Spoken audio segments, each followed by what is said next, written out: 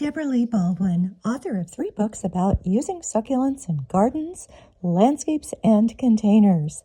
When I learned that a member of my Cactus and Succulent Society chapter is a landscape contractor, I was keen to meet him and see his garden.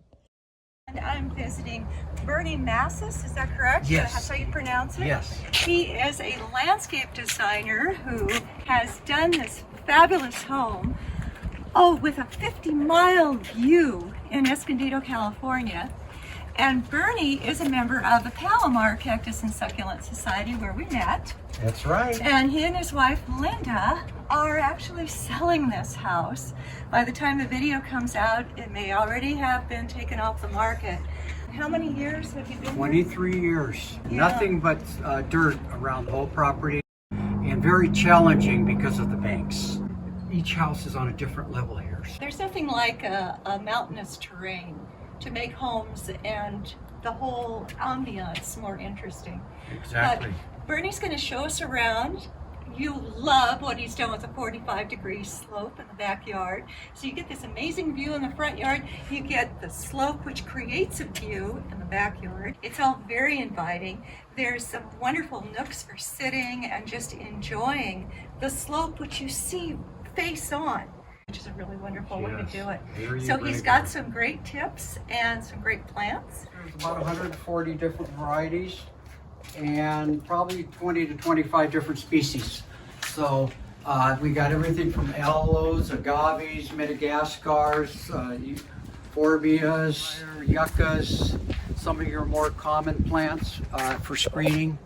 I would sit here in the evenings looking at it, just nothing but dirt, and wondering how I would free-form it, because I wanted to have a natural flow, but I wanted to get away from the bank look. We first started with the retainer wall, and I had to come up with something unique for drainage because, as you know, water runs downward, and I had to make it so the bank was stabilized with using rock instead of ground covers. We carved the bank out slowly but surely using jackhammers, and I threw the soil, which was about 3 truckfuls, all the way up on the bank here so we could get more of a flow instead of just a common bank look. And then I had to figure out how I was going to work the irrigation, because I didn't want to go with drip because of extensive maintenance with the roots from the mesquite trees. That's the first thing I came up with, was the sprinkler system, and it's a stream bubbler system without the use of hardly any drip at all. In the past 22 years, I haven't had to do a whole lot of maintenance on the sprinkler system. I think it worked out great, and it waters each individual plant. Very few cactus, and a lot of nice agaves, aloe, and yuccas, manzanita, desert spoon, mesquite trees. What did you love about the plants you chose and why? I thought they would all complement each other. So first of all, I didn't want to end up with a hodgepodge.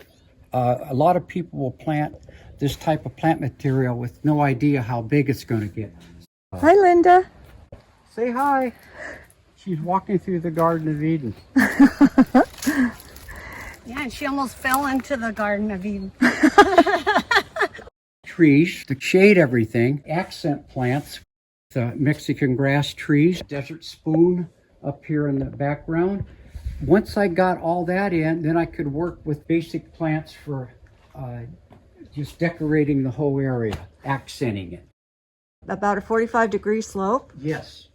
And believe me, I've never had any erosion problems whatsoever because I compacted the rock using a compactor, wetting the soil, pushing the rock into the soil, and formed a crust. Put the existing rock on top of that crust. Every once in a while they have to rake it because the mesquite trees in the winter months will drop, but it's very, very low maintenance. So what we did is we compacted the rock into the existing soil, forming a crust, and then we started throwing the rock on top of that. This is Palo Verde rock. It's a type of a polished river rock, a decorative. So we had to bucket with using 15 gallons, all the rock up.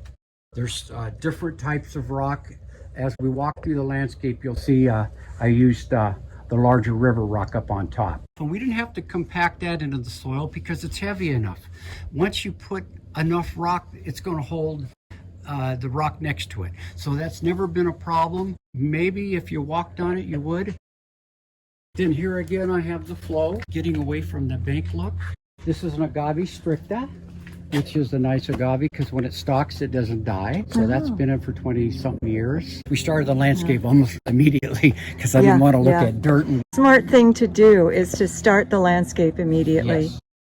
The mesquite trees are holding the bank. They have invasive roots, which really hold banks together. That's a good thing to have invasive roots. Yeah. And you went with mesquite because... Yes, because of the leaves, and they grow fast.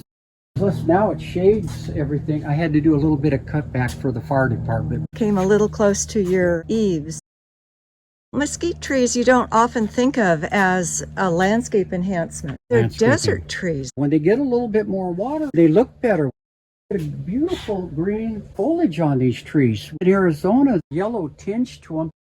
I don't water this landscaping. The sprinklers are turned off about 7 months out of the year. Starting in November, and then May, I turn them back on. That's a nice grouping here. Yeah. I see agave nickelsiae. Yes, the cactus are thornless, and they'll get about 6 to 8 feet. Lophoceria shotii. Grow very slowly here because in Arizona you have a lot more heat. They like seem to heat. like that. But I Yeah. gave them good drainage, putting them up on a mound here. Very low maintenance. Maybe a good deep watering once in the summer months, and that's it. Well, there's a nice free form, really flow to this. As you can see, it flows down to a low area here, and what I did is I created these stepping stones with the excess concrete. So we would make them with the concrete after we poured the slab. Yeah. So the property goes way up and around. Oh, look at the size of this aloe. This is Hercules. Hercules. Yeah, I got this from Jerry Hunter. I always think of Jerry when I look at this. Isn't that the way it goes? You think of people when you see the plants? Oh, yeah.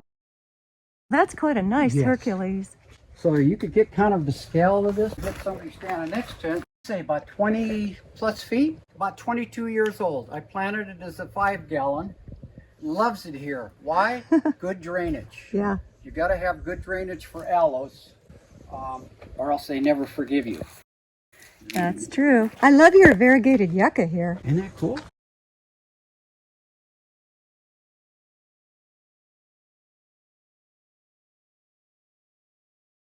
What is that? Oh, that's a tomentosa in bloom. Oh, you're good, girl. I've never had somebody in my yard that could identify plants. It's a little bit narrower here. Working with banks here, and there's very little property in the front, but I did the most making it private. So you can sit in the jacuzzi over here. It's not a whole lot of leaf pickup. I have a guy come in here periodically to just top stuff. And it is about 180. Yes. So these are my favorite Mediterranean, very low water, very tough palm tree. If you go to a nursery and ask for a Mediterranean palm, yes. that's what you'd get. You can keep them cleaned up, or you can keep them bushy for privacy. Then I have the podocarpus here, which I keep trimmed. Desert spoon. Agave potatorum. Yes. Agave lophantha quadricolor. And these Euphorbia millii. That's a Jerry's choice. So that's a Jerry Hunter Lab clone. You have a beautiful yellow one near your front door. Yes. And then I also have the common podocarpus. Gave me a nice screen. Yeah. From the neighbor. Has that bloomed for you? The rostrata? Yep. And you know why the leaves are kept on it? Because it protects from not only the cold but the heat. What freeway is that over there? That is Highway 15. So I can tell when there's a lot of traffic. I just look out my window, as I'll show you inside when you come in. It is so serene and lovely up here. So whoever gets this house, I wish it were me. Yeah. I know. We can takes money. talk. Yeah. Yes, it's going to be a hard place to live. Find additional information about the irrigation that Bernie used and get IDs for the garden's main plants on the corresponding page of my site. My goal is to inspire you to enjoy using succulents in fun and creative ways in your own garden and outdoor living spaces. Do subscribe to my channel, enjoy my many other videos, and visit my ad-free site for extensive illustrated info on every aspect of succulents. I'm Debra Baldwin. Thank you for joining me.